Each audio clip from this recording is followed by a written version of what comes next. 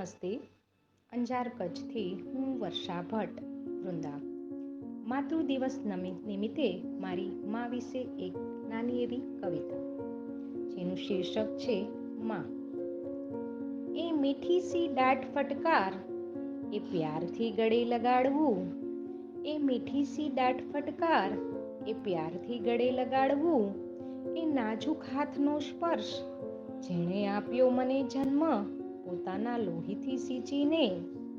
વેદના વેઠીને આપ્યું મને હાસ્ય, વેદના વેઠીને આપ્યું મને હાસ્ય. એ જ છે મારી મા, એ જ છે મારી મા. આજ એક દિવસ યાદ કરવાથી કંઈ નહીં વળે, આજ એક દિવસ યાદ કરવાથી કંઈ નહીં વળે.